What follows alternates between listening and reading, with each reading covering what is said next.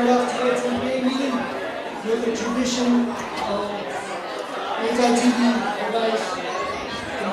Hi, Grandpa Jones here. So it does help. You can actually hear it if you're quiet. And it doesn't bite, so you can really get close. You won't get any radiation, nothing. It'll actually do you good.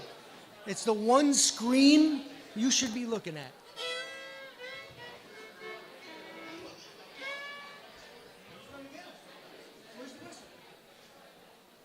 Over there. You want us to be on the same side here? Should I go over there? Yeah, I gotta look at the. I gotta look at the. Yeah. I think all you're gonna see is Tom's spot. Can we move this back a little bit?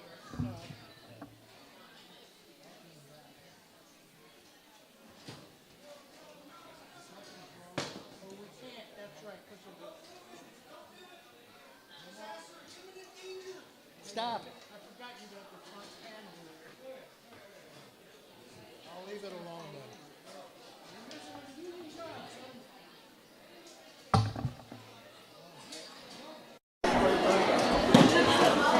Mom! Oh my God.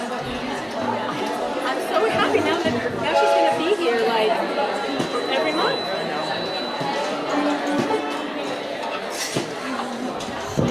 Well, welcome to the country show, folks. Sometimes it works and sometimes it doesn't. This old American folk song is one of those songs that historians are divided about. Some say there was no John Henry who worked on the railroad that beat the steam machine, and others said there was a John Henry, and some say there were some African Americans working on the railroad in the 1870s, although maybe his name wasn't John Henry, but it's more likely somebody did beat the steam drill in this. The Library of Congress has recorded over 76 versions of this song, John Henry, and from the East Coast to the West Coast, there's all different, even different tunes to it and different words.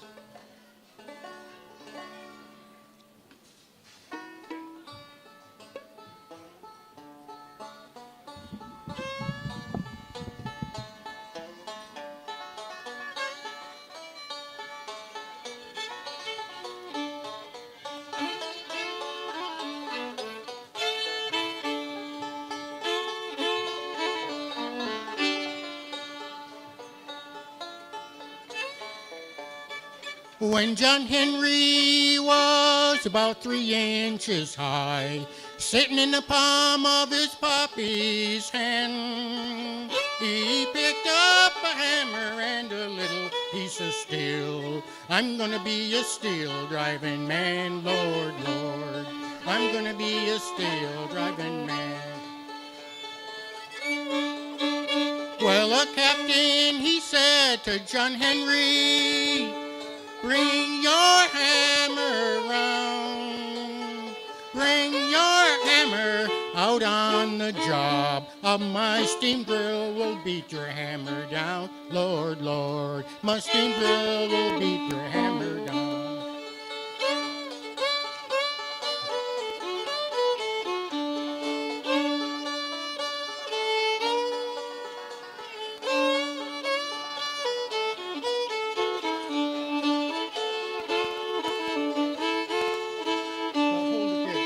John Henry told his captain, get the captain back, my fault. John Henry told to his captain, now a man ain't nothing but a man. And before I let your steam drill beat me down, I'll die with this hammer in my hand. Lord, Lord, die with this hammer in my hand. John Henry, he went to the mountain to see what he could see. 20 miles of railroad track, this hammer gonna be the death of me, Lord, Lord. hammer gonna be the death of me.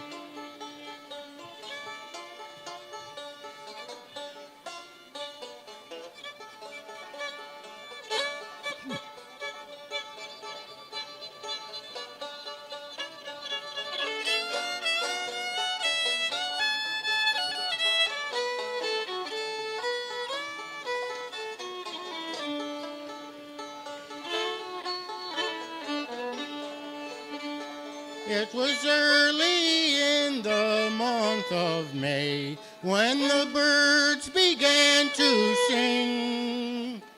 20 miles away you could hear John Henry, hear his hammer ring, oh Lord, hear his hammer ring.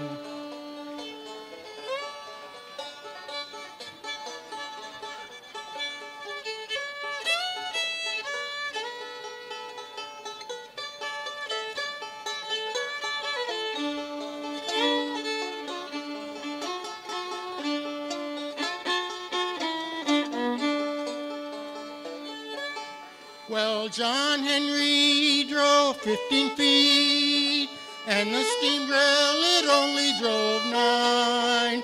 But he drove so hard that he broke his poor heart, and he laid down his hammer and he almost died, Lord, Lord. Laid down his hammer and he almost died. Yeah, in the end he did. They carried John Henry from that railroad track. In the shade they let him lie. Very last word John Henry did say, just a cool drink of water before I die, Lord, Lord.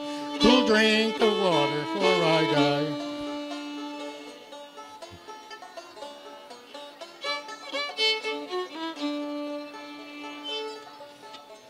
They took John Henry to the graveyard,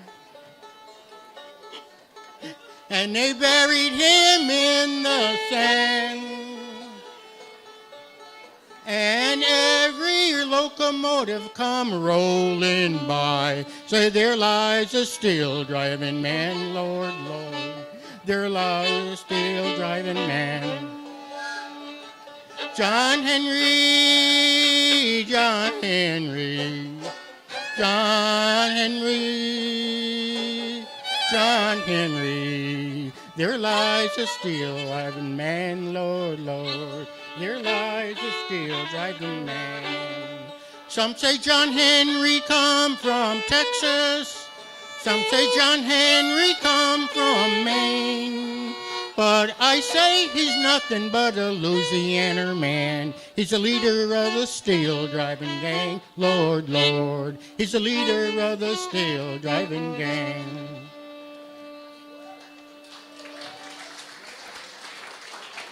All right.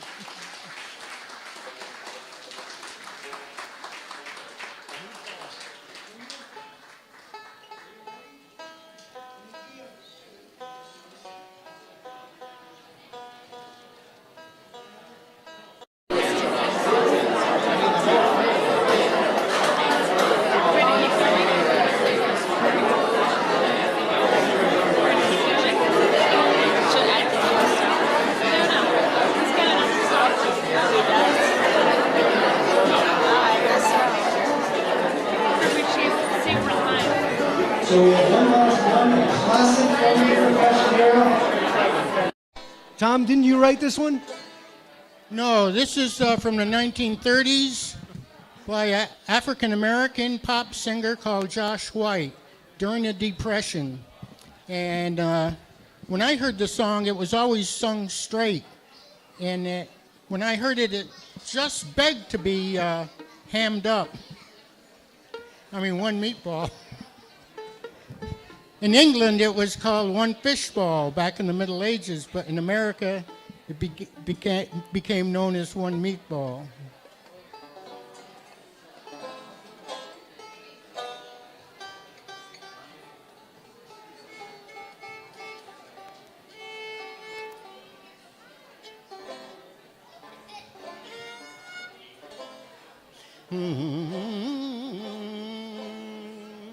A little man up and down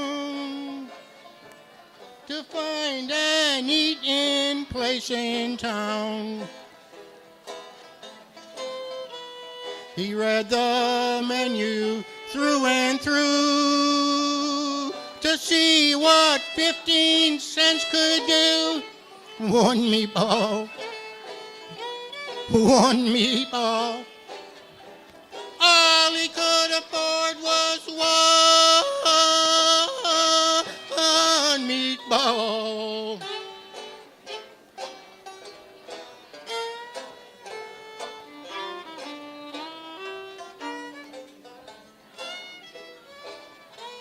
He told the waiter near at hand of the simple dinner he had planned.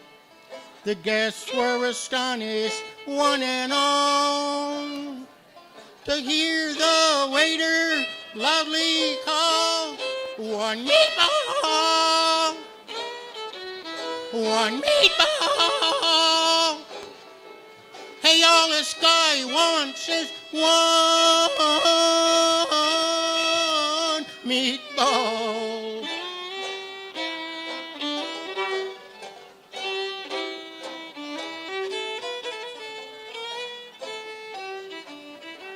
The little man felt ill at ease. He said, some bread, sir, if you please.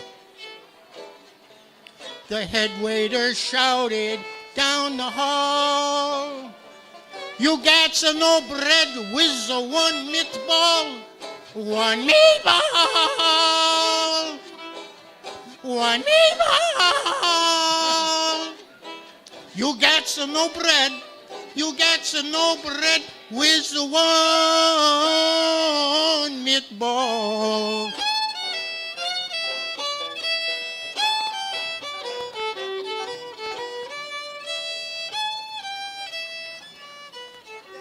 No, keep going. I lost my pick that stuff. No, you.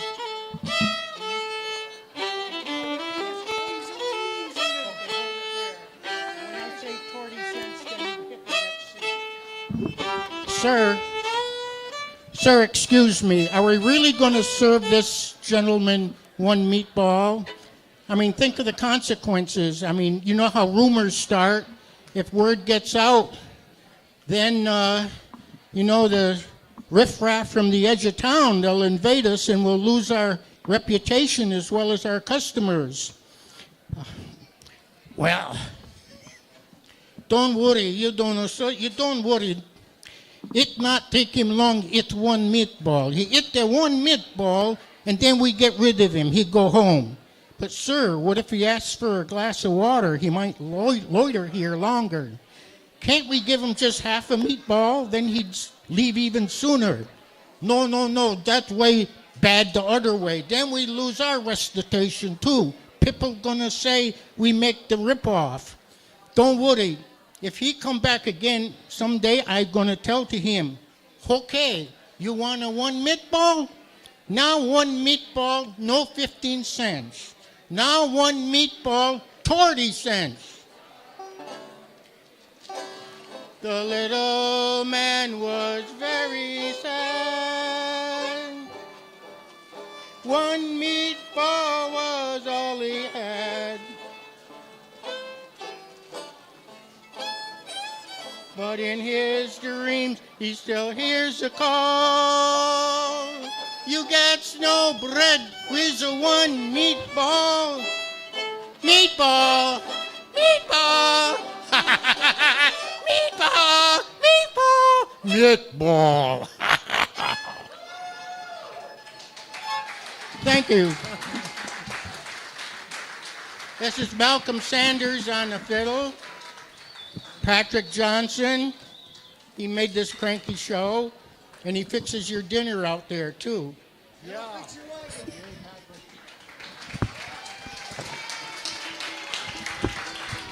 And I'm two people. I'm Tom Azarian and Tom Banjo. I don't know which one.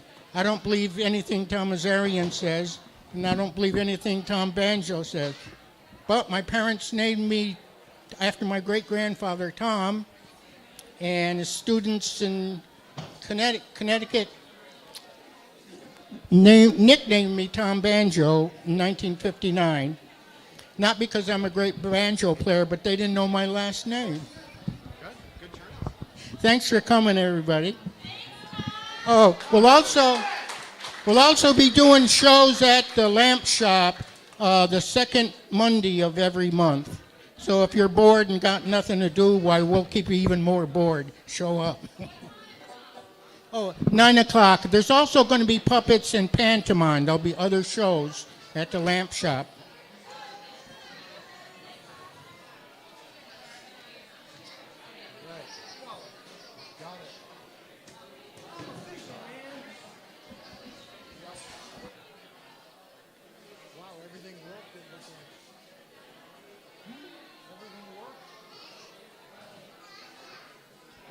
Okay, folks, we are going to start the NPA meeting.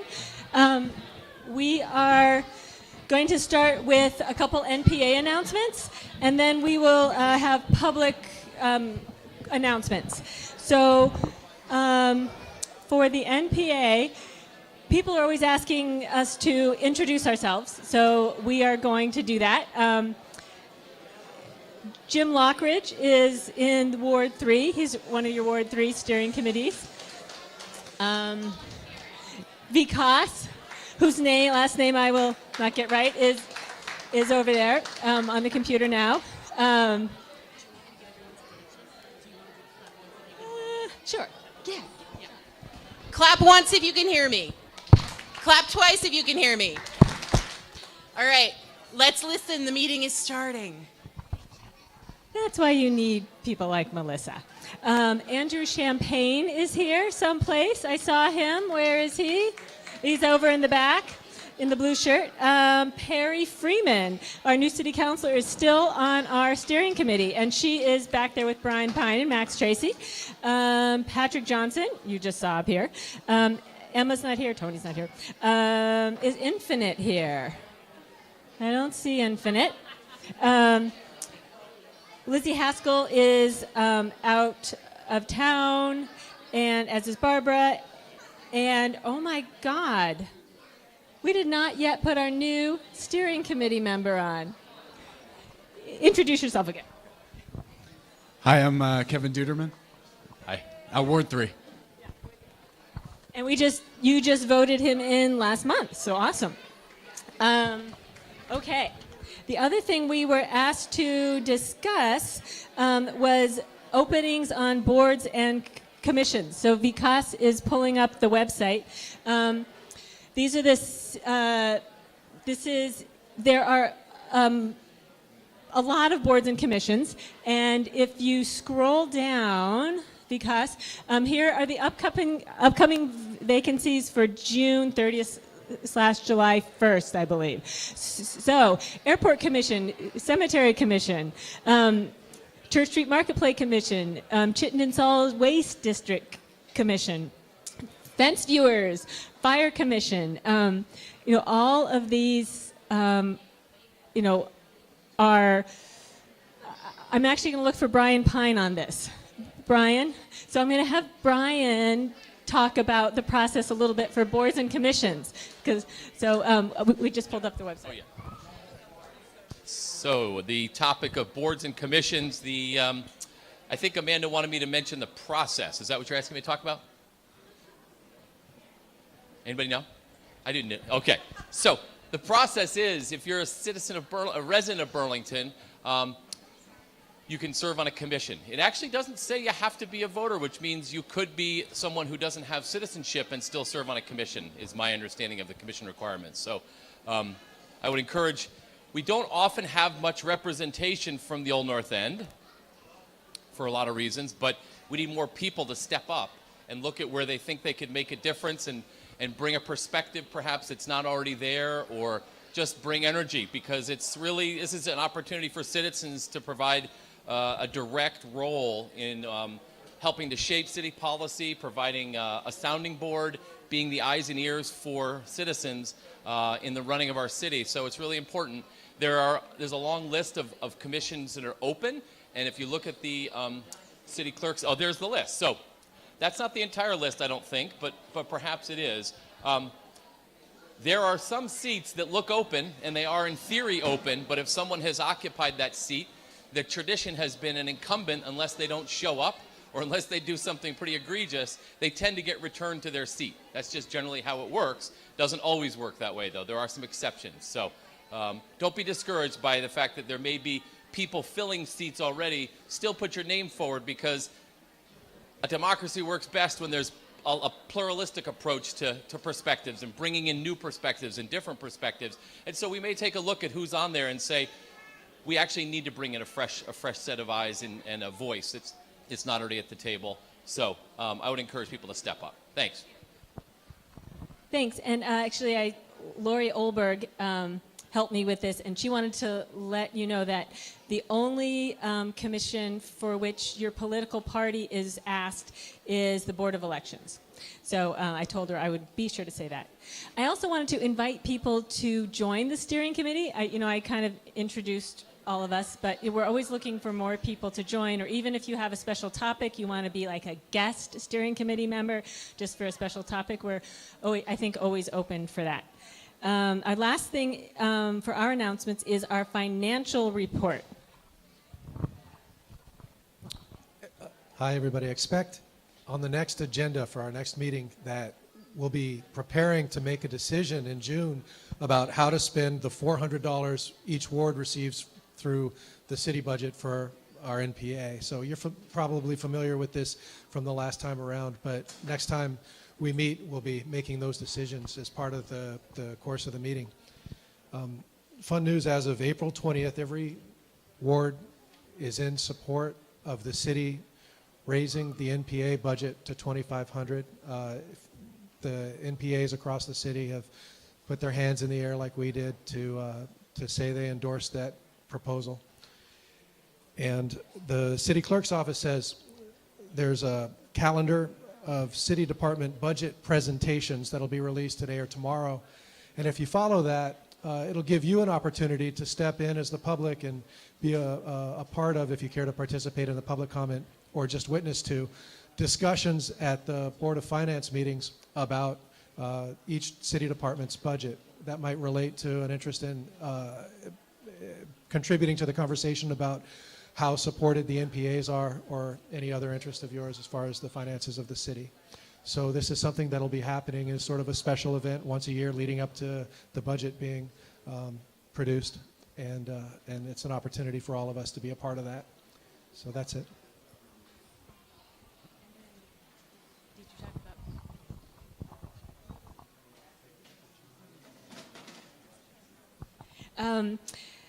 And now we're in the public forum, public comment section.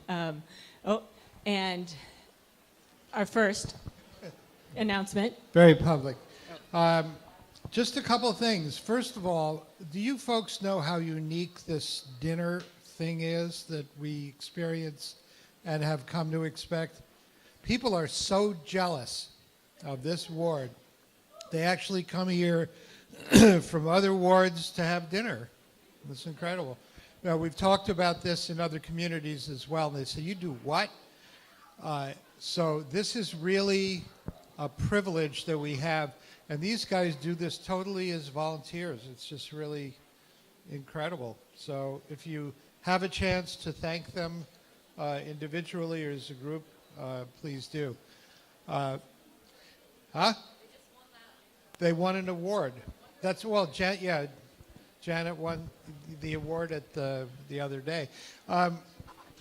About this being participative democracy in its purest form, one of the advantages we have to the Old Town meetings is we have the ability to film or live stream this to people who can't be here for one reason or another, or want to see it another time.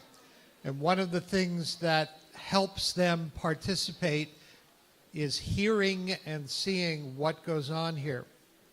Using these microphones rather than shouting out questions or responses without one allows the people not only who are somewhat hard of hearing and hear or are busy talking to their neighbors now, or the people out there, if you use the mic properly, which means don't wave it around, don't smack it and say, is this thing on? Because it is very helpful at these meetings. So the other thing, the building, as you know, is under renovation. They've done some work on the roof, and they're going to be replacing the windows as well. This room is going to gain air conditioning and dimmable LED lights and HVAC, so we will be losing the fans, which are noisy and blow your papers all over the table, and gaining these very quiet temperature controls. And the lights will be such that they can be lit from the top and wash across this beautiful ceiling, or can be focused down, and no one will ever want to leave this room. That's the way that goes. So, I'm done.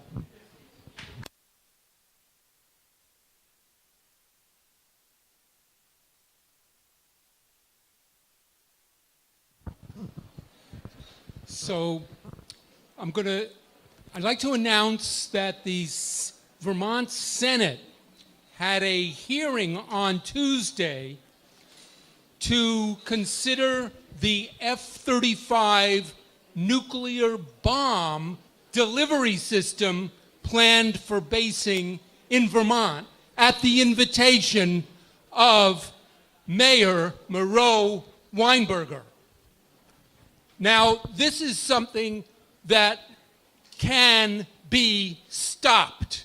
The people of Burlington voted to cancel the F-35 basing. Since that vote, we learned something new about the F-35, that it was designed to drop nuclear bombs on places in other countries around the world. And it carries 2 of them. And these bombs were designed specifically for the F-35. The F-35 is called a fighter, but it's actually a nuclear bomb delivery system. The Senate resolution that was discussed in the Senate Government Operations Committee on Tuesday would prohibit the basing of any nuclear bomb delivery system in Vermont. So what I'd like everyone to do is to call the Sergeant-at-Arms or to email the members of the Senate Government Operations Committee, encourage them to vote yes to bring it to the Senate floor so the resolution can be adopted in the Senate. And the same thing, the same thing in the House. The House committee is reluctant to consider so far a resolution, a very identical resolution. So we want to get this passed both in the House and the Senate. If it's passed even in one of the houses, it's a fantastic victory for the people of Vermont because it supports the Burlington Town Meeting resolution that was adopted 1 year ago. Thank you very much.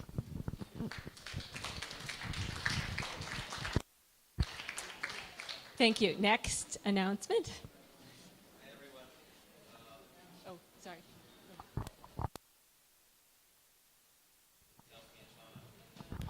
Ben tells me it's on. Now it's on. Hi, everyone. Thank you for coming again tonight. My name is Brian Davis. I'm a transportation planner with the Regional Planning Commission. You may remember last month I gave a presentation on the Winooski Avenue Transportation Study. Thank you for that opportunity. I want to let you know that our graphics team has refreshed the designs so they are a little bit understandable, a little more easy to read. They're also working on a 3D computer model to make it look like, you know, what the corridor would actually look like with all of these alternatives. We still have, even though there are about 3 main alternatives, there are a number of options associated with them. There are a couple of new ones based on feedback from the public, so thank you for your input. We continue to listen and work towards achieving a balanced corridor. I brought many of these. I set a stack over on the side table over there. My name and contact information is on the bottom of these. If you'd like to get on the project mailing list, please let me know. I'd be happy to add you to that. If you want to talk about these more in depth, I'm happy to talk as well. We have scheduled a public meeting for May 23rd. It will be at Contoy's Auditorium. If you're on the list, you will see that. We are going to flyer the corridor. We'll put it on Front Porch Forum. You will be hearing from me. And if you don't, please contact me because I want you to hear from me. Thank you again. Thank you. Oh, a quick question about that? Okay. Melissa? Oh, next. Okay. Oh, hi. Two things. One, the Ramble is coming quicker than we think it is. Well, for those of us who are planning it, it's coming up soon. So it is Saturday, July 27th, and we need volunteers. Volunteers needed. And the theme is the golden years. So dress as your favorite golden girl or whatever. Wear gold. But you can email ramblevolunteers@gmail.com and you will get in touch with the volunteer coordinator, otherwise known as me. So please volunteer. Also next month, if you have any old t-shirts, plain t-shirts that you want to bring in, we will have a box here. And you can drop off t-shirts to be collected. I also have these fancy signs that I made with the email address on them, so please take them. Also, something else on a completely different note, I just want to mention on Monday in front of City Hall at 5:30 from 5:37, there will be a community speak out. And I'm reading from the Facebook event, speak out against the Burlington Police Department ongoing use of force. Come speak out, express your views on the Burlington Police Department continued use of force. That's Monday, this Monday, May 13th, 5:30 to 7 p.m. For those of you who don't know, there's been some active use of force that has not been in appropriate boundaries. Our police chief back there has said that there has been implicit bias training, which there has been, but it's not good enough and it's not working. It's time for a change. One of the young men who was arrested has worked for the city for years. And he's not even listening right now, has worked for the city for years, worked with me upstairs as a youth in the youth center. This shouldn't be happening. Thank you. Time's up. Travis? I have a public comment and a Feel public free to question. introduce yourself. I'm Trav.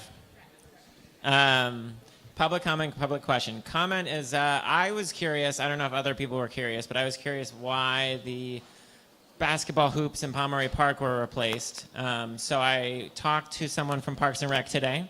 Thought people would be curious. Apparently it's not just Pomeroy Park. The basketball hoops, or the courts all over the city are being refurbished. And the reason they're adjustable is not so children can dunk. It's actually so they're easier to maintain, which I thought was kind of odd. You'd think something that didn't move would be easier to maintain than something that does move, but it's, I guess, so you can lower it, clean it, and put it back up, something like that. But there's actually you won't be able to adjust it. They've removed the adjuster. And I asked why, the basketball hoops were prioritized over the water fountain that doesn't really work, or maybe it does work, but it's weird. And that there's a tree stump that could be a tree. And he said those are on Parks and Rec's radar as well. So it's not like they're just doing the hoops and ignoring the other issues. So that sort of satisfied my questions about that. And my public question, I don't know if anyone knows, I'm just curious, maybe someone knows, what Handy Service Center is building. They sort of torn down the thing in the front, the gas area, and does anyone know what that's going to be? At the corner of Bank and Winooski? Yeah. I don't know if anybody knows. I'm assuming that they're replacing the underground storage tanks. Okay, that's But- what I, yeah. Okay.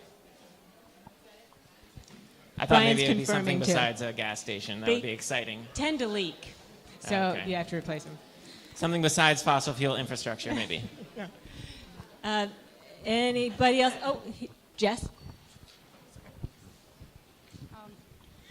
Hi, I'm Jess. I live over on North Champlain Street, and I just wanted to make sure that everyone knows about a really fun event coming up this Saturday at New North End Studios. It's the Caribou Fashion Show and Design Competition. This is an event put on by the Champlain Valley Office of Economic Opportunity, and there are, I think, 5 or 6 different new American designers who will be showcasing their amazing original designs. It's a super fun event. There'll be food, lots of fun, and tickets are available online in advance, and they're cheaper than at the door. So if you want to go to the cvoeo.org website, or you can just show up at the North End Studios at 7 p.m. on Saturday. Thank you. I can take that. There's two more announcements. Okay. Hello. Hi, I'm Kirsten. I'm with the Community and Economic Development Office, and I'm returning here to lovely Wards 2 and 3 NPA, which is my favorite. Don't tell Ward 5, because that's where I live. But I am coming tonight. I came in January to mention the Moran plant. Anybody know the big Moran plant down on the waterfront? Anybody familiar? No? Nobody knows it? Yeah. All right. Well, we are progressing with some plans for remediating the site, partial demolition, some additional amenities down there. That's going to be going forward to get its zoning permits this summer.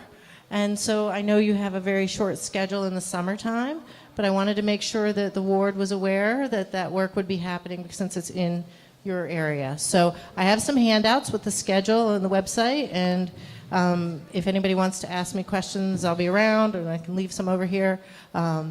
We have money to do a lot of things, but not everything that everybody dreamed up. So we're going to start basic, and then we'll see where the future takes us. So thank you. Great. And I have one announcement for Carol Ann Miss Sunshine. She is she is an ambassador for the Multiple Sclerosis Walk on Saturday at the Burlington High School. So she is taking donations. You can also find information about it online if you want to go. Is there anything else I should say? Oh, here. Yes. So here is more about the event. It is at the Burlington High School. It starts registration is at 9. The walk begins at 10. Online registration will close at noon on the Thursday before, so today at noon.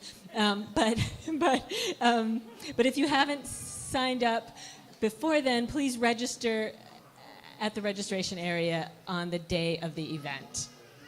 So that is a good event on Saturday, and I think it's supposed to be nice on Saturday after rain tomorrow. Are there any more announcements? I'm being given the hook here because I'm talking too much. Okay. Hi, everybody. I presented a little while ago talking about a guide to Burlington and like interacting with local infrastructure and like how to participate in local government. Basic stuff about like food, water, and shelter and nonprofits in the area. Anything you could possibly need to know. Like the welcome wagon in a packet, basically is the idea. But I'm searching for a home for it to live on the internet and to grow. Kind of like a wiki, sort of like a Wikipedia, but for local stuff. So it's in that kind of stage of development. It's more or less done. Just looking for a place to store it. But if you want to see a prototype or to get involved in any way, come find me and I'll give you details or give me your email or something like that. I'd love to share it with you and keep you updated. So it's still working. And I guess there is one more announcement. You'll see this on the tables. We are hosting a panel about the city place development at the June NPA meeting. So there's just a little bit of information about who will be coming, and we want your questions. So feel free to put your questions at the bottom of this page, and you can put the completed surveys or whatever over at in that box. So I think that's it. And now moving on to the actual meeting, Alyssa Faber and Kevin Duderman are speaking about the Community Development Block Grants, the 2019 summary of the process and the decisions. Hi, everyone. We were both chosen by you to be on the board this year. And we made some advisory choices that will go to City Council and the Mayor soon. You can make public comment till the end of the week, right? Tomorrow? Yep, by End of the tomorrow. week. Yeah, on CEDO's website, you can see the PDF that has our recommendations as a committee. Sorry, what? Thank you. CDBG is the Community Development Block Grant. It's an annual housing and urban development block grant that local nonprofits that do either development work or public service work, and basically, nonprofits apply, and if they qualify, we look over their application and make recommendations for how much to allot to them. The money is from from HUD, so it's federal money from Housing and Urban Development that comes to the city, and some of the money goes to CEDO, and some of the money went to this public process. Trying to think what else.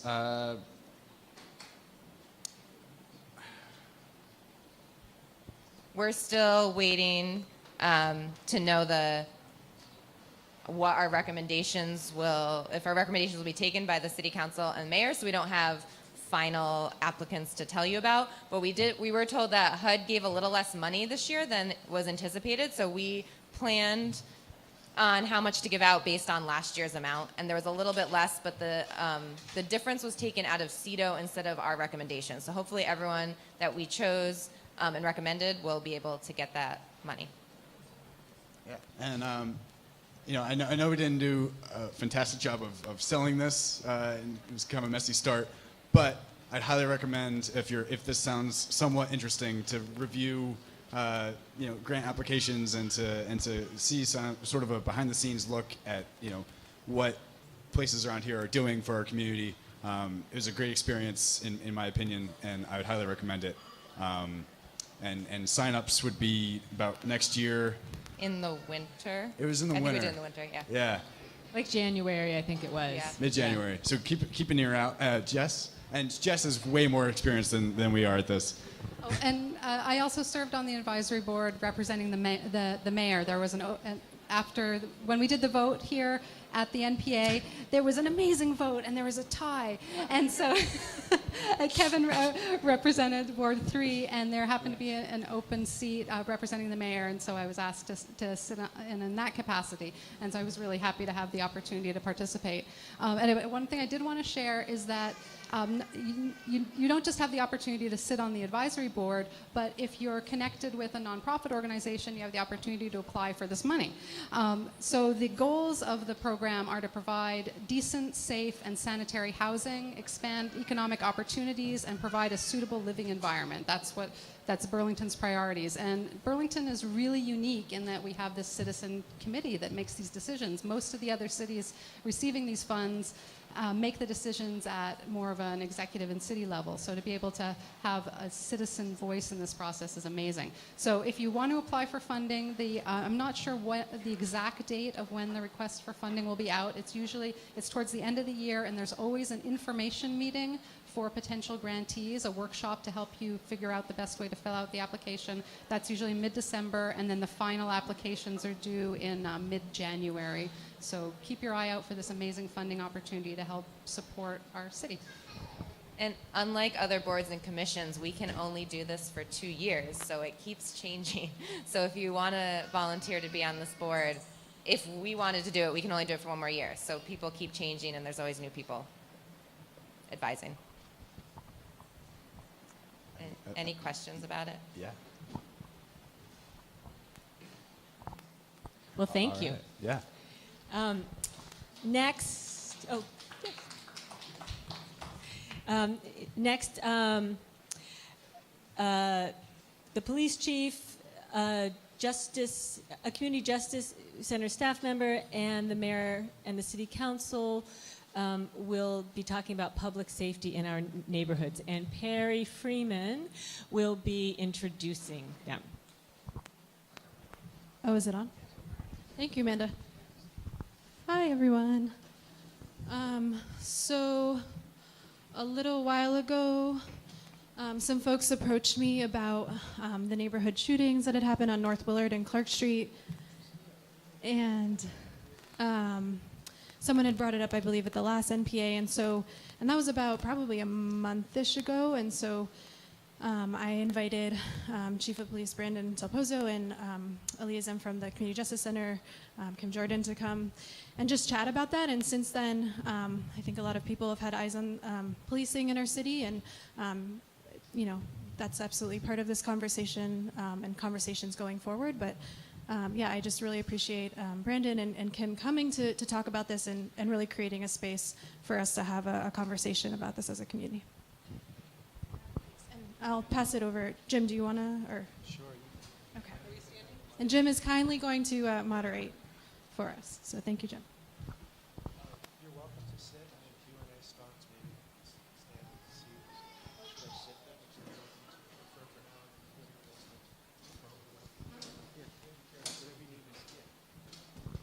now? I'll give everybody a quick overview of the structure of what we're about to engage with. Chief Del Pozo and Kim will speak for 3 minutes each, and following that, the mayor will join us for about 20 minutes of Q&A. And considering the tragedies we've experienced with the shootings in the city recently, and the sense of maybe endangerment that lingers following that, 20 minutes of Q&A will not be the solution, but I hope that we all perceive this as a door opening and an opportunity to carry the conversation forward beyond tonight, and with some gratitude to our guests who are opening that door for us. So we'll start a clock. Invite Chief Del Pozo to speak for 3 minutes. So I'm Chief Brandon Del Pozo, Chief of Burlington. I look around the room, I see a lot of familiar faces, which is one of the things I like about living in the city, that I pretty much have seen or come to know everybody here over the years. I know that we originally intended to talk about the shootings. I know that there's other things happening in policing. I'm responsible for this police department, and I'm responsible for accounting to you about them. So I'm sure the questions that you ask will deal with that. There is pending litigation. What I can say, I will. When I can't say something, I'll regretfully tell you that I can't. But I'd like to also start by, for example, thanking Perry Freeman. I know I looked at my phone, Perry, we spent 1 hour and 28 minutes talking about policing 2 days ago. I also see city councils here. I know I've invested a lot of time talking to you about policing, and that invitation extends to the entire community. So just quickly about the two shootings. The one on Clark Street, the gentleman who was shot in the head, the victim, is still alive. He was not expected to survive, to be candid. So it's a small miracle that although he's not doing incredibly well, we still have a living human being that's being cared for up at the hospital. I think that's a blessing. The person who's alleged to have shot him was last seen in Springfield, Massachusetts. And the U.S. Marshals are looking to apprehend that person. He's not around here. The motive for that shooting was literally a dispute over like boyfriend-girlfriend matters between two men. One of them made a flip remark, we believe, and the other one shot him. That was after being out all night partying. There wasn't much logic to that. The second shooting, the homicide on North Willard at 272, was at a house that I know there's been a lot of criminal history there, a lot of drug history, a lot of arrests. We've gotten complaints about the house. People, whether they're using drugs or not, need a place to live. That's one of the places that they did. And it was literally, if you add up our arrests, 6 people who had various roles in arranging a confrontation and a fight and a shootout with Benzel Hampton, who died of those wounds. We ended up over the course of 30 hours pursuing people through Massachusetts and Connecticut, making arrests, arresting the accessories as well. Almost everybody's been charged as an accessory to the murder, and that will be going to trial. Like I said, with 30 seconds remaining, I know that the focus is not only there, but elsewhere, and I'm here to answer as many questions as you have tonight. So thank you. Thank you. Kim Jordan is a parallel justice specialist at the Burlington Community Justice Center. Hi, thank you. It's an honor to be here. I am a former resident of Ward 3. I used to live on Rose Street at the Rose Street Artists Co-op, and I love this community. I love this, this NPA, and I miss it, so it's really wonderful to be home. So I have been on the job as Parallel Justice Specialist with a Parallel Justice for Victims of Crime program at the Burlington Community Justice Center, going on my 7th month. The program has been in existence, the Parallel Justice program has been in existence for about 12 years, and it was founded to provide support and resources and information for people who have been victimized in Burlington, whether it's by a listed crime or people who have experienced severe harm, whether they report to the police or not. And Parallel Justice is here to support people with whether it's financial resources, whether it's access and referrals to community agencies, whether it's emotional support. And I am based at the Community Justice Center, and my colleague, Anthony Jackson Miller, is the Parallel Justice Specialist based at the Burlington Police Department. So we collaborate with the Burlington Police in supporting people who have experienced crime and victimization. But we also support people who choose not to report to the police who have experienced victimization. And for any number of reasons, people might not feel safe calling 911, and Parallel Justice is here for those folks too. So I want to start off by saying that. Our program is part of the Burlington Community Justice Center, which is one of 20 community justice centers around the state and one of 5 community justice centers in Chittenden County. The Burlington Community Justice Center has a restorative justice program, works with youth and the whole Burlington School District on restorative practices to create a space where, instead of being reactive to harm using punishment, we are using restorative and transformative practices and justice to address how and why people choose to commit and create harm, and how to get those needs met so people don't feel like they need to commit harm in order to get their needs met. And so overall, I think what we're all in agreement about is that what we want is a safe community, and how that community safety is encouraged and supported and reacted to might have a difference of opinion depending on who you talk to and whose practices are encouraged and supported. But in all, the Community Justice Center is here for everybody in response to conflict and crime, and looking at proactive responses to preventing conflict and crime. And I want to invite folks, if there's a point where you are interested in a circle process, if there is someone, a neighbor, a coworker, someone who you feel like you've got conflict with, and you want a supportive wraparound conversation to discuss what options there are rather than using conflict in a harmful way, but exploring generative conflict to come to solutions, the Community Justice Center is a place for you. And I've got materials and handouts if you're interested in connecting further. And I'm really glad that we're here to have this conversation. Thank you, Kim. And if you both would care to stand up, and we're going to enter into a Q&A. The next 20 minutes are entirely yours to ask questions of our guests. I'll do my best as moderator to ensure that everybody has a sense that we're being equitable about how we share that 20 minutes. So if I interrupt or step forward and try to move a conversation to somebody else, please don't take it personally. It's just an honest effort for us to treat each other fairly. And that's part of the risk of my job up here. So you'll look at the agenda, you'll find there are some questions there. Those were just seeds for conversation. And Amanda will help me with a microphone. So we welcome the first question.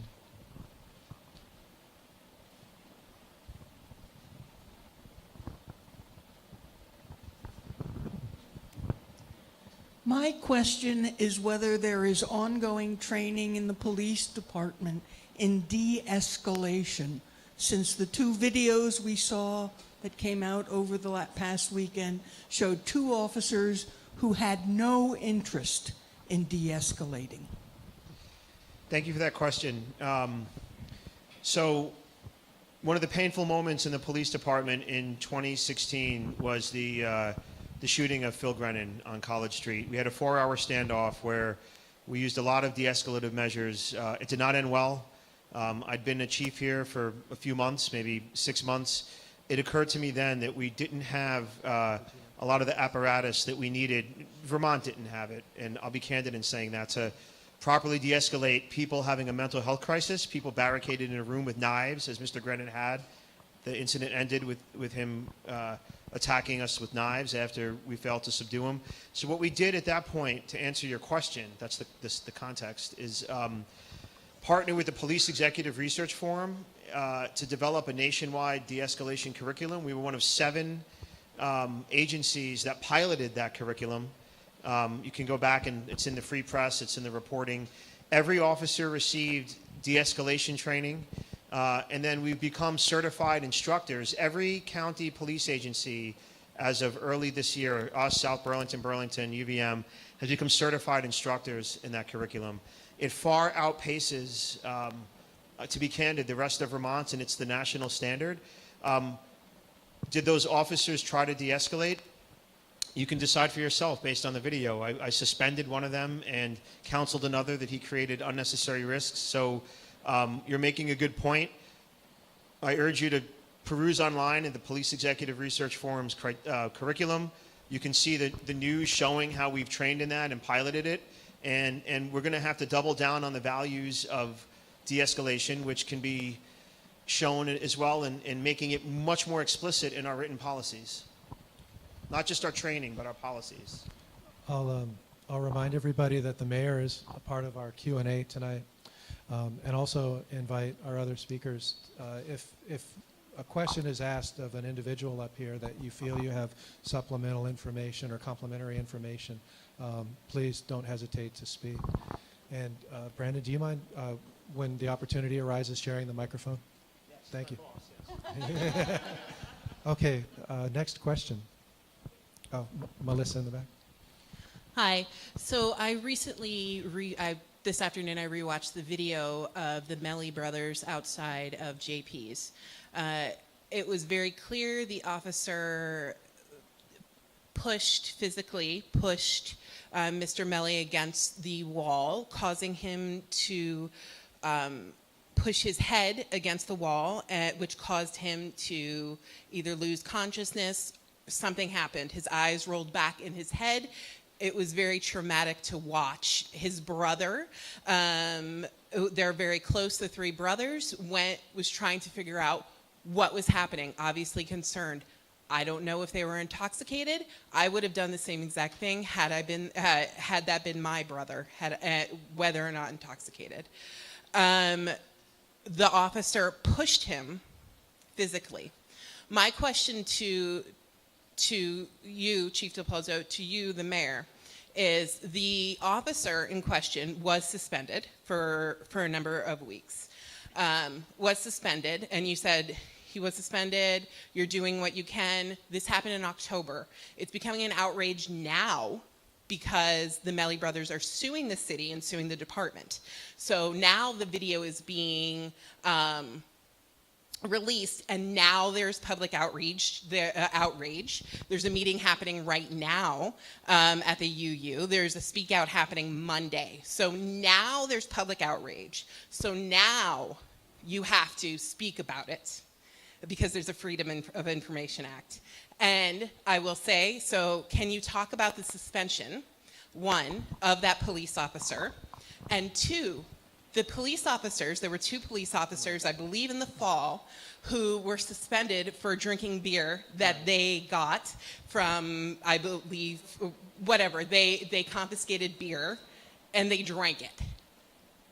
in my opinion, who cares if the officers got beer and they drank it?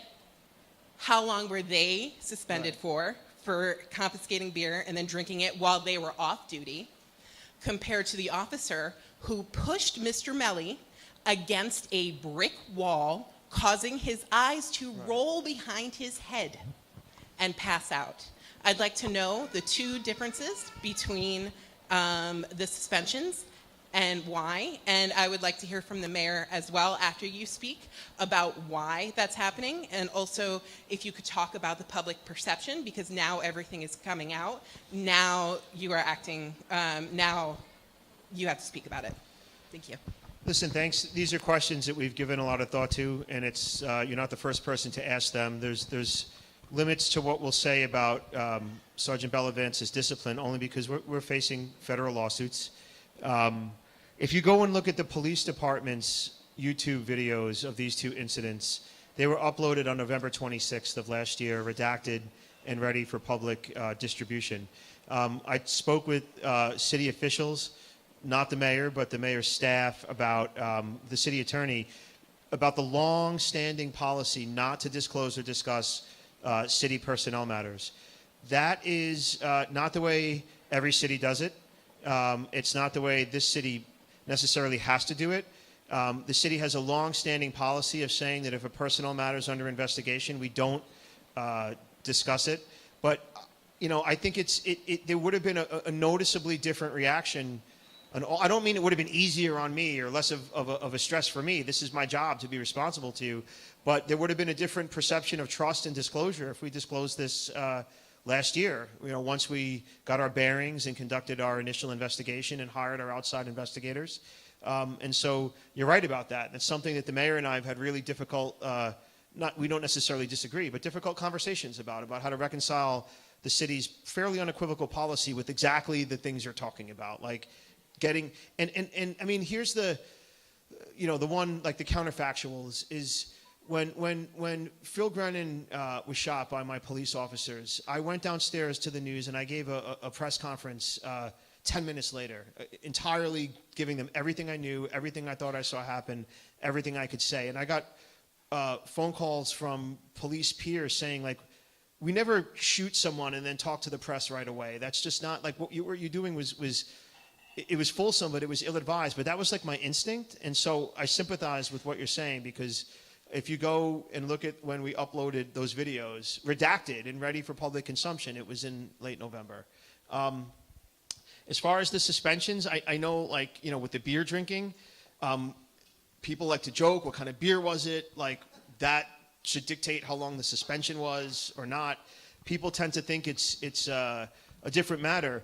The idea of taking somebody else's property and taking it home and confiscating it and consuming it is an extremely bright line in policing. And even if you look at, for example, the state police has published disciplinary recommendations for appropriating property, the ceiling and the floor are higher than use of force. So there's a few things going. I can't say a lot about this, but I will say that the discipline that the sergeant received was breaks precedent with prior use of force discipline in the city.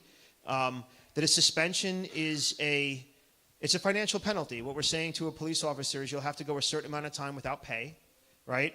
Officers can then plead, you know, I get that and I acknowledge it, but these are my circumstances and I'm asking for some mercy in that regard. We take into account principles of progressive discipline. We take into account advice from the city attorney, advice from human resources. We take into account our precedent, and then you know, normal guidelines within the state for the appropriateness of a suspension. One of the most important things about a suspension, though, if you're not going to terminate, is that it opens you up for demotion or summary termination if there's subsequent misconduct. So you can literally suspend somebody for a day or 2 days, and then any slip up again, and you could fire them, or for 15 days, and any slip up again, you could fire them. It sets you up for that ability. And then the question to ponder is, like, what is the adequate financial penalty to get it across to the officer that they've done something seriously wrong?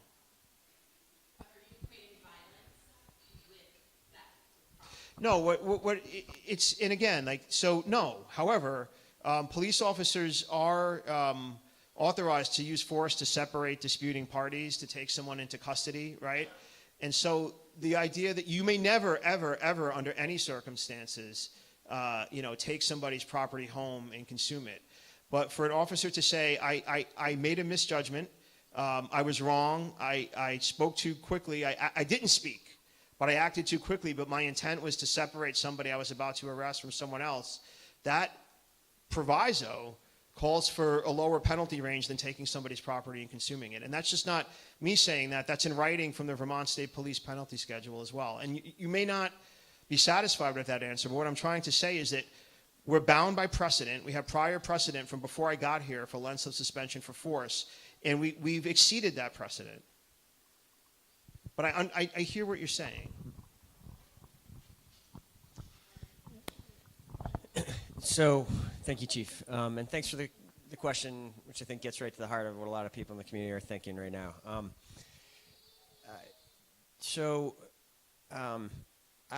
I have a lot of respect and really pride for the Burlington Police Department. I think the 150-year history of the department is part of why we are such a safe community, by and large, to live in. I think we've long had strong leadership. I think it's a department with really strong culture and a lot of integrity. And over the last 7 years, as I've gotten to understand that culture better and work with the officers, my respect has grown. At the same time, I will say the worst moments of being mayor over the last 7 years have been times when things have gone wrong with our police department. The peaceful protest that became violent the first 3 months into the job in the summer of 2012, the couple of police-involved shootings that we've had where people with mental health issues have died have been terrible incidents. And those incidents were very much on my mind in the spring of 2015 as I was having the opportunity to really hire a police chief for the first time. I was fortunate to get to work with Chief Mike Sherling, who had been with the department for 25 years. But the first time I really engaged the process of hiring a new chief was in the spring of 2015, which was a pretty remarkable time in America to be thinking about policing issues. And this is on the heels of Ferguson and on the heels of the riots in Baltimore and the shootings of a young boy in Cleveland, and there was a great debate going on in the country. It was also right when President Obama was coming out with this 21st Century Policing Task Force report, which was a report that basically said, for all that's right and good in American policing, there are a lot of things that the American public is expecting, is rightly expecting in the 21st century out of public safety officers that we have to think about and work towards. And so that was the heart of what was on my mind as we went through a pretty extensive process to select a new police chief. I advocated for Chief Del Pozo because I knew that he was from the kind of camp in American policing that knew that President Obama was right, that knew that we needed to re-engineer policing in America, given everything that was going on. And I think that's exactly what he's done since coming here. And I think, as we kind of reckon with these incidents from last fall, and clearly there's going to be more discussion at the City Council meeting on Monday, and I think there's going to be some kind of process beyond that. I think I'm hopeful that a couple things are going to happen.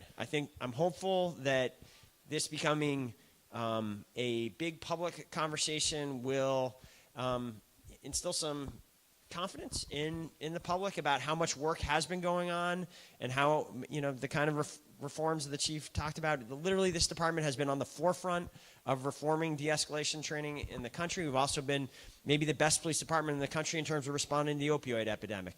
Total use of force incidents by the police department have been going down year after year after year. What's that? It was a warm winter in 2016, and that's the outlier. But otherwise, it's been going down. Yeah. He's just making the point. There was 1 year that there was. The trend is down. There was 1 year there was a little bit of a spike, and then it went back down. I'll ask the other thing I'm hopeful is going to happen is that I do think we have an opportunity to update and codify some of our policies that in a way that will directly address some of, I think, what is troubling and, that you pointed out in your question. For example, the question of when is the information around an incident like this released. Right now, it's kind of it's ad hoc every time to certain degrees. It's a judgment call each time, and it's a complicated judgment call. And in this case, there was criminal investigations going on for some time that impacted the release. Other departments actually write down what the policy is exactly about when a matter is taken to the Citizen Oversight Committee, like the Police Commission, and when it is made public. So I think there is an opportunity in the months ahead to build on what I really have to say, I hope you will see as substantial progress and innovation and really good work by Chief Del Pozo, and make it even better in the months and years ahead. And can I just ask a quick follow-up process? It sounds like, just to follow on these, you've both talked about changes that you hope can happen. Is there a process that's been decided around that, and how and when that There's might not happen? yet, but that's something that there's going to be discussion on in the days to come, and we don't want to get. There will be a real discussion. It certainly is going to be a process that will engage the community, and that everyone who wants to weigh in will have an opportunity to weigh in on. We're deep into that question. We have a question on deck, but before we go in that direction, with the few minutes we have left, I'd like to invite, if you have anything you'd like to add to the conversation at this point, Ken, please feel welcome.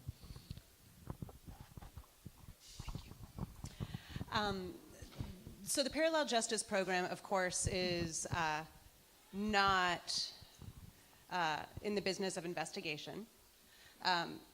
But we are in the work of supporting people who have experienced victimization, whether they identify as victims or survivors or people who have been harmed or people in the community. And so I'm just going to take a slight tangent back to the introductory question and the explanation about the two, I will say, most recent fatal shootings in the Old North End, that when we are in a densely populated community, harm and violence towards one has a ripple effect, as we know. And so what Parallel Justice has done, and you might have read this on Front Porch Forum or had a knock on your door from my colleagues or me or received a flyer, is recognizing that a victim is not just a direct victim. A victim can also be in the community and the neighbors. And we know that there are people who were in the vicinity of the North Willard gun violence or the Clark and Grant Street gun violence, and with children or as adults didn't want to leave their homes because they were afraid of there being more gun violence. And whether it's on a national stage and we feel super safe in Burlington, and then it happens really close to home and we realize none of us really lives in a cocoon, that kind of rude awakening, or whether it's another type of crime, whether it's car tires slashed or windshields being bashed in, when we realize we're not as safe as we thought we were. I want to name that Burlington is still a very safe community, and we do outreach to people who have directly experienced a victimization and people who feel it even if they're not named as a victim on some police report. So I want to just say that out loud, that there's no, whether you feel, if you feel like, well, I've experienced, maybe I'm a victim, but it's not as bad as what someone else has experienced, know that there's a space for you to feel heard and believed, and that is what Parallel Justice is here for, working parallel to and yet alongside the criminal legal system and yet completely outside of it as well. So. Thank you. We have 3 minutes total left, and we had a question. Right here. Oh, thank you. Actually, it's a comment, a little bit on a different vein. I just wanted to say that I was, and I don't always say these kinds of things about the police, but I'm really thankful. One day we were in our house and 2 young men came into our backyard intent. We didn't know what they were going to do, but my husband went running out there, and you don't want to be on his bad side, and he just kind of said, "What are you doing back here?" And we didn't know what they were doing, but he kind of chased him out to the front of our house, and along came an officer who totally knew who these two people were, called them by name in front of us, which was kind of helpful because when we see them again, we'll know what their names are, and said, "Yeah, we know you saw so-and-so. Tyler. And if something goes missing, we'll know who to come looking for. And then later on, they kind of went wandering off. He came back and came looking through our backyard to see if there was any kind of hole in our fence where they might have been going from our house on Decatur over to Archibald. And I just really appreciated that he came back looking.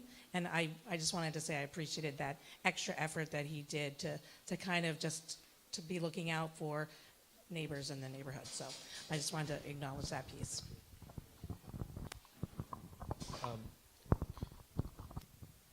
We have the microphone is now in Kevin's hands. Kevin, would you mind sharing the microphone with Jen?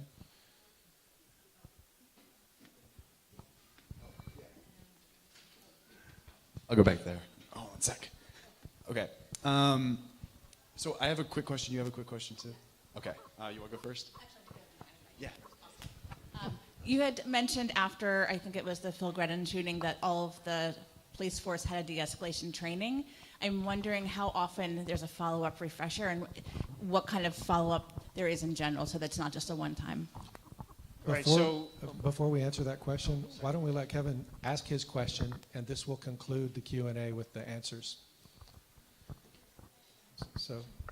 And can you also share, including with the Vermont State Police Academy, like how much use of force or lethal force training is, if this is okay, in comparison to other things like de-escalation training and trauma therapy, sort of maybe the ratio or the amount of hours that's devoted to those different kinds of trainings?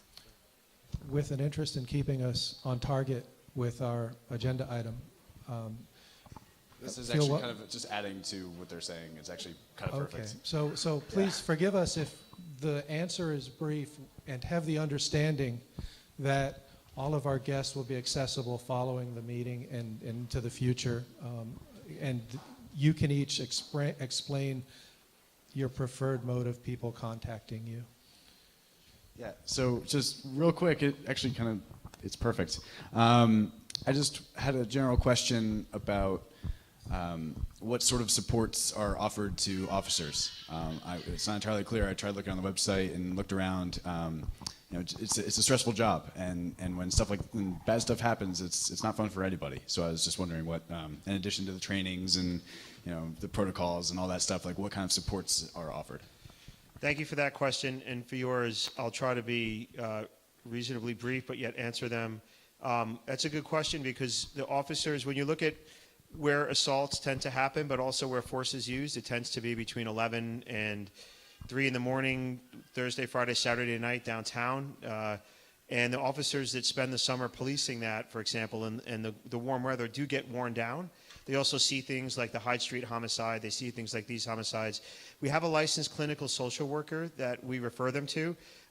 If I'm going to permit any stereotypes that exist about cops, some of them would be like, I don't need that, or I'm invulnerable to cognitive behavioral therapy. So there's still some stigma around it. But we do have Sonny Prevetto who provides that support. We also have peer support. Is it enough per se? As long as the stigma around seeking help exists, it's probably not. Training I could talk about for a tremendous amount of time. So I'll say that we are required, we have scenario-based de-escalation training every year in the Burlington Police Department, a full module of it. We have implicit bias training every year. You're going to hear me say this a lot, because I'm frankly proud of it. I met in the Obama White House Bryant Marks, who was Obama's implicit bias training go-to, and we actually used drug forfeiture money to bring him here. We not only trained the entire Burlington Police Department, but we had a session for the City Council and the public as well. This year, we're trying to ponder what to do next. That's a very hard act to follow, but we will have more. And as far as de-escalation training goes, again, you get it in the academy. You get it every year in both formal and scenario-based training. And then we also have our emergency response vehicle, which is not about fights downtown, but it's about barricaded people in crisis with weapons. There is a gunman in the hotel, the old Sheraton in South Burlington. They called us for that, to de-escalate that countless times. That training as well occurs to be able to operate the equipment on that truck, which is not, we didn't buy any new firearms for that truck. It's all less than lethal tools and devices. That is a training regimen as well. Generally, firearms and tasers take up a disproportionate amount of curriculum anywhere in America because they're high-stakes weapons and have high liability. And from the police academy on, they don't dominate the training. But if you were to ask what the percent-wise, they take up like several days each, and for us, 1 day each ongoing. But there'll be more about this at the city council meeting. That mostly answer your question? Half? Yeah, thank you. Thank you. So sorry. I've learned from conferring with Amanda that because so few legislators are able to join us tonight and provide reports, we're able to extend the Q&A for this part of the agenda until 8 p.m. So we'll continue with Q&A if our guests are willing. Okay, thank you. So I've had nothing but, mediocre encounters with the police, which is fine by me. They do their job, I do mine, and we all are happy in the end. I hear a lot of just policy talk. What can you give us, when you're going to bat for your officers? It strikes me as it's sort of a military organization where the commanders always protect the underlings because that's the command structure, especially of a fraternal order. Can you, especially with the, you're advocating that the coroner was wrong in his assessment. I realize you can't talk about that case. I'd like to hear something that, hey, I'm looking for justice, not honoring a command structure, working for, making sure everybody beneath me sticks in line. That was a little bit odd for me to hear, and I'd like to hear maybe there's a little bit more detail perhaps that we're not getting, especially around that case. And then there's another large case right now where the city of Burlington is not allowing people to get body cam footage without FOIA requests and paying a certain sum of money. I don't have the exact details. Why isn't there a grant being issued so we can allow public access without having to file a FOIA request every time someone wants an appropriate footage from an incident that they were involved in? It seems reasonable. A reasonable expectation there would be public access paid for by, public citizens. That would help clear it. So that's a couple questions lined up. Shall we turn to the answers? Again, I'd like to hear a little bit more. This is how many officers we've got rid of this because they did this. I'm not honoring the command. I want to hear some little bit more, I'm on it, not, the circle. Great, thanks, Patrick. Maybe we'll tag team this. I'll let the chief speak to the process that he goes through and has sort of pioneered, and I think it's another area that can be codified in the weeks ahead around how he works with the Citizen Police Commission to try to ensure that in these questions where the officer's conduct is in question, that it's not just him as the commander making the decision, that he gets a variety of perspectives before he makes the final decision. I'll speak quickly. There isn't too much more we can say, and this has been, frankly, very frustrating to both of us about this situation with the chief medical examiner. I know there have been questions raised about what both of us did. I would just say clearly, kind of underreported, I think, in the press has been that the city attorney has been unequivocal, that everything the chief and I did was done in partnership with the chief city attorney's office, in consultation with them, and she has no concern about anything that we did. And, we were seeking the truth. We were seeking justice there. And I don't think you can kind of do anything wrong or unethical by seeking the truth and justice. And I think as the facts come out on that, I think there will be a pretty different picture emerge about what happened there. With respect to the question of the why we charge for, and this is bigger than just the police, but why we charge, and I think this is the right policy for public records requests. I would just share something that I think is not widely known, just that as the public records have been weaponized by groups like the NRA, by all sorts of groups that don't want to see local governments succeed in one way or another. And there's just an enormous volume of public records requests that get made for an incredibly voluminous amount of information. And were there no check on that at all? And there isn't much to check it. We spend a great deal of time in city resources responding to public records requests. If there wasn't any ability to say, we're happy to do that, it's our job to do that, but you have to understand it's going to take this much city labor and this much effort for us to do it, and we're going to charge you this fraction of that cost, and it's only a fraction. it would just completely paralyze city government. It's already a real challenge and something we spend a lot of money on. Being able to have that conversation with Katie Jickling when she asked for a public records request, and be able to go back to her and say, Katie, it's going to take, in her former role, it's going to take us 10,000 hours to fulfill that. Can we be a little more, is there a way to get at what you're asking for a little, we're going to have to charge you this. Can you target that request a little bit more? I think that's a disciplining and a helpful part of the process that actually ultimately serves a lot of public interest. And the police effort is part of that, because it's a lot of work that has to go into protecting the privacy of individuals that get picked up by these body cams, and we're not lawfully supposed to release their identities. And so there's a lot of work that goes into responding to a public records request when it involves body cam footage. So that's the answer. Chief, if you don't mind taking a minute, and then... Thank you. Maybe. Hello? Okay, here we are. So thanks for that question. First of all, body cameras are getting cheaper. The footage is getting cheaper, quicker, and easier to redact. So no matter what the court ends up deciding, yay or nay, the prices will either be free or go down, and I support that. We're able to do redactions now. It's 30 frames a second, and each frame is manually redacted, but hopefully the geniuses that sold us the cameras can make it even quicker still, and I anticipate being able to charge little or nothing to give you your footage. And as taxpayers, you do deserve that. Also, defense attorneys and prosecutors and civil litigants get all the footage. So if you're involved in a process that has a stake, I know you want other just simple citizen accountability, but when there's a process assigned, the footage always comes out. Defendants get it immediately upon arraignment. So it's not something we withhold when there's a stake like that involved. And lastly, we talk about, I don't want to go necessarily back to the drinking suspension, but I have discipline. That is probably the largest suspension, 3 weeks, albeit in Burlington police history. We're pushing those boundaries and breaking with precedent. And we can't talk about personnel matters specifically, but there are officers that I fired, and there are officers who've resigned because they knew I was going to fire them, and those were for concerns about force, concerns about professionalism, concerns about integrity. That's happening out there.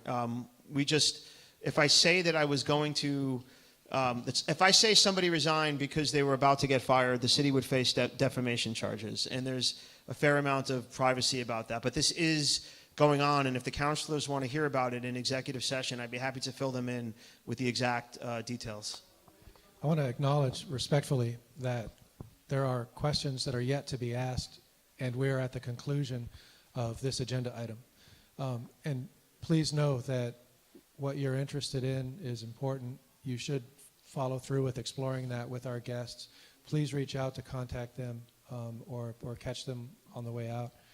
And to conclude this part of the agenda, Kim, would you like to take a minute for an outgoing statement? If you have one, I mean. I don't think I have an outgoing statement, except something that we at the Community Justice Center have been talking about is what, it can get sticky, what to do when someone feels like they're a victim of harm by a police officer, and where are there supports for them. And so this is an ongoing conversation, and I don't want anyone to feel like there is nowhere to turn because they won't be believed if they feel like they have been harmed by someone who is in a place of positional power. And so I invite folks to reach out to us also, and as a parallel justice specialist based at the CJC, I do have confidentiality. My colleague at the police department does not have confidentiality, but we are a support for you in the community. And I just want to name that, open to more conversation. Thank you, everybody, for participating. Appreciate it. And I also just want to say, I think there were 2 questions, so maybe you guys can catch whoever you were hoping to ask of on their way out. Thank you. Appreciate it.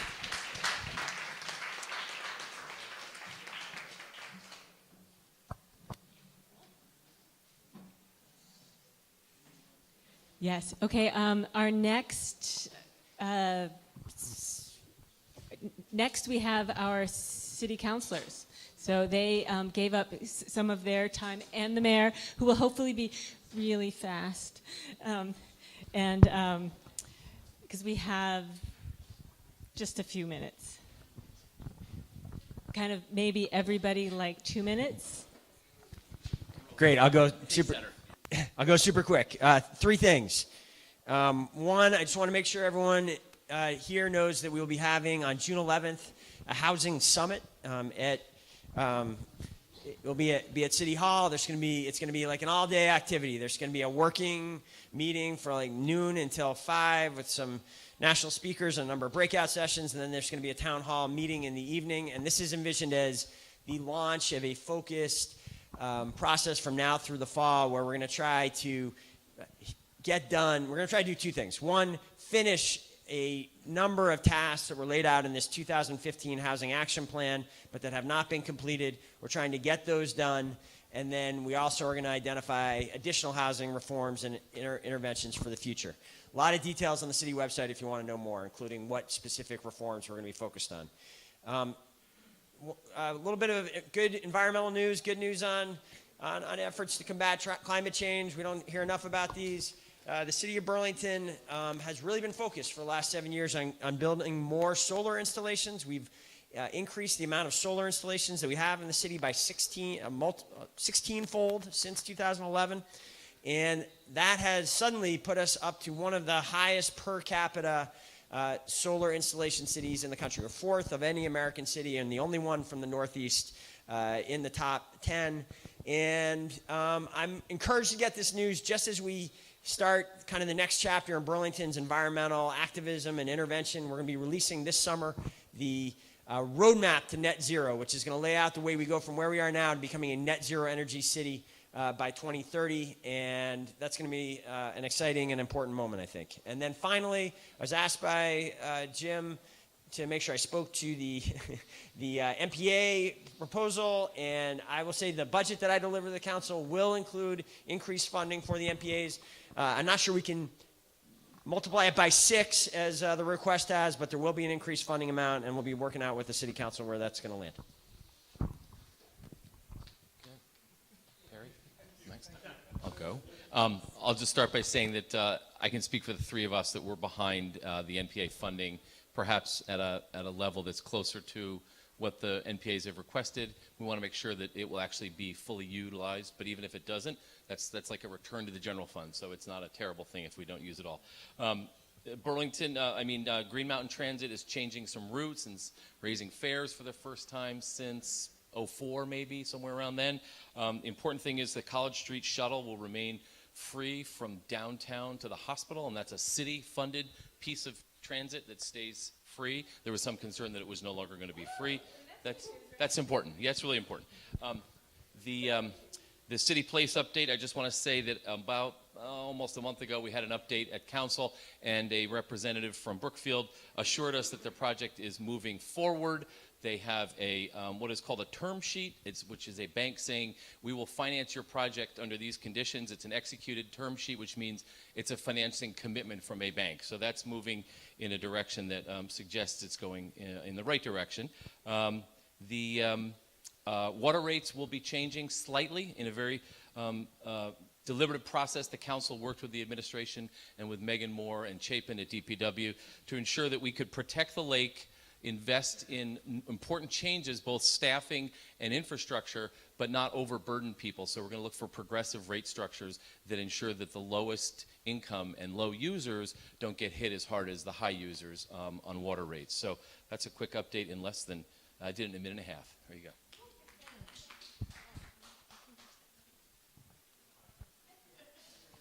So Max Tracy, Ward 2 City Councilor.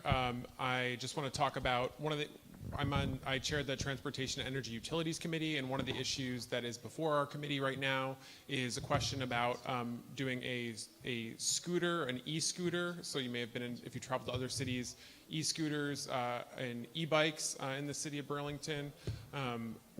There's a conversation around how many, where to put them out, how that rollout takes place over the course of the summer.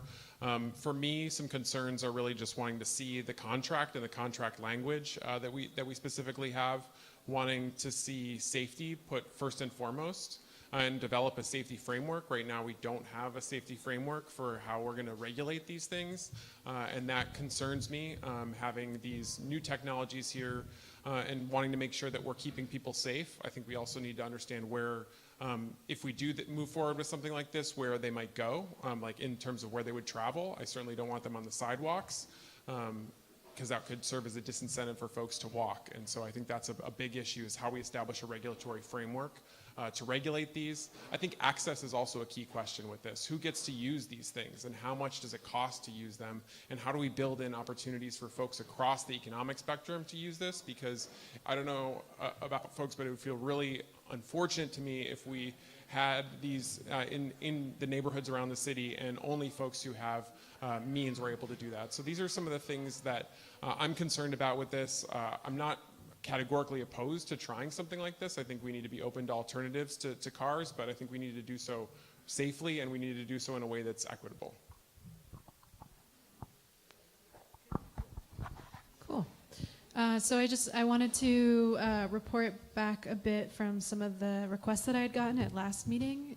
Kevin had requested or mentioned more community engagement from Brookfield, and they did come to City Council, some representatives from Brookfield, to give us an update. I personally was not particularly satisfied with that update. I don't know if other folks were at that meeting or had a chance to watch it.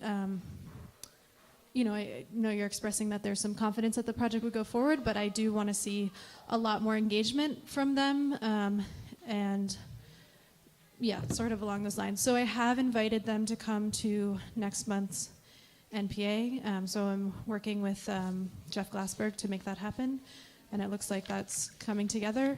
And then on top of that would potentially be another additional like citywide meeting with them as well. So one thing about Brookfield that we didn't mention is that they had said that Don Sinnix had said that they would start in May 6th. That obviously hasn't happened. Then they said that they would start in June. They wouldn't commit to that now. So while they may have a term sheet, they have not committed to a start date for construction. So we don't know when that project is going to start. We're going to start to see movement at the site. Yeah, and the disappointment was around some of that sort of evasiveness that they were in the just sort of miscommunication with Devin Wood and Don saying one thing to the media and also not necessarily communicating with the council and then or the community, and then this other partner Brookfield coming in and saying something else, and I just really would like to see a different style going forward, and some concrete and clear commitments for all of us. So I also wanted to, I'm thankful that Brandon, Chief Del Pozo came in, and Kim Jordan from the Community Justice Center, and thank you all for your questions and for being so engaged during that. We are coming forward, not with a resolution per se on the 13th. We spoke with a lot of members of the community. There's a meeting tonight at the UU, various organizations, Black Lives Matter, Greater Burlington, Justice for All, the DSA, various organizations are hosting that. And so we received communication that they would really, folks in the community would really like to give input. So we're holding off on a resolution. The chief will be coming to the council. Please feel free, if you have questions that you'd like us to ask or to be addressed during that meeting, you can please get in touch with us. And we're putting together a lot of questions as well. And I believe we would hope with the input of the community to bring something forward for the May 20th meeting, the following council meeting, if that is something that's working with our community sort of stakeholders as well. Do people, did you have something to say? Or no? Does anybody have any questions? Okay, excellent, which is good because we're a little behind schedule. Brian Sheena from the State House. Sorry. I just wanted to add, I am on the Public Safety Committee. I invited, as Brandon mentioned, he and I have been back and forth on the phone extensively. The issues with the police department are really getting a full and a lot of my attention right now, so I just wanted to make that commitment to all of you that I am super engaged with this as an issue, and I've been thinking about it a lot, and I'm really thankful that other counselors are working towards this as well. Thank you very much. Okay. And closing up the meeting, and who will also do the door prize drawing. So if you have not entered the door prize, you've stayed around this long, you might as well put your name in the basket. So I'll try to keep this like short and give you like one last run to put your tickets in. So I'm Brian Chena. I'm a state representative. I live in the Old North End. I represent Chittenden 6-4, which is part of the Old North End in the East District. I'm the only one here from the 5 that sometimes come, or some often come, and some sometimes come to this NPA, is that we literally just voted a clean water bill through second reading, and then I like ran to my car and like sped here. I didn't really speed here, but I drove here with haste. Is that the right word? I drove here with like, you know, conviction to get to you, and I think other people just figured they wouldn't make it. So I can't speak for them, but I'm sure they'd like to be here. So I'm just going to tell you where we're at in the session. I'm not going to talk about issues and like give a speech. So like right now we're in the final 2 weeks of session, and it's kind of like childbirth. Like the last part of it is like the most intense, and there's a lot of screaming and like sweating and like blood and heavy breathing. It's really messy, and it's kind of like contractions. Like a bunch of stuff happens, and then we all just sit around waiting, and then it's like, all right, we're going to the floor, and then everyone comes to the floor, and something happens, and that's where we're at. So the budget has moved. The budget starts in the House, and then it goes to the Senate, and then the Senate just voted it out of committee, and then it goes to a conference committee, and that just happened. So that's like the final. It's kind of like when we have the fireworks show, and like near the end there's like a big bang, and then like a bunch of big bangs, and then it ends. So like that warning has happened. So like we're kind of it's kind of like 5 to midnight, and I can't tell you much about the budget because once it goes to conference committee, it's like this massive game of like the Senate and the House being like, well, we'll give you this if you give us that. No, well, never mind. Then we're not talking about that today. We'll have to just come back tomorrow and see what happens. And so that's happening right now. So I have a 1-minute warning. I thought I only had a minute. This is great. All right, so really, I just wanted to let you know that's where we're at. We're in the final weeks. Today we voted out a clean water bill. We voted out a ban on plastic bags and straws. And believe it or not, there was debate for over an hour about whether or not are those little red plastic cups going to be banned? Are plastic caps, lids, every little thing. Like there were people getting up, like stressing out about this. And I snapped and I got up and I was like telling the story of how I went to an island and I saw dead birds because they go to this island to die in the lake. And they were all like decomposing with plastic sticking out of them. And like, you know, if we're gonna bicker about our little red cups covered or not, while like we're destroying all these species, like are we ever gonna solve this problem? So that being said, we passed that bill. So that's a little bit of an update.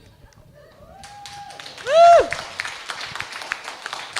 If you have any questions, you can ask me later. I'll like loiter in the lobby. Thank you very much. And so we have a door prize. Actually, I would just like to introduce one other person who's here, Karen Paul, who is a city councilor from, oh my God, I can't even remember, 5? 6, I always forget. So Ward 6, and she joined our meeting for this meeting, so it's kind of nice. So feel free to say hi to her. Okay, don't look. Brian Chena. I'm just kidding.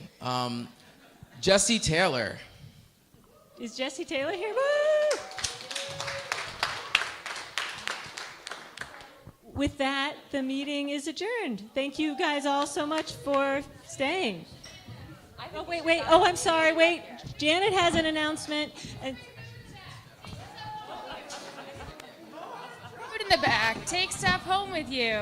Free food. I forgot to put it in my pocket.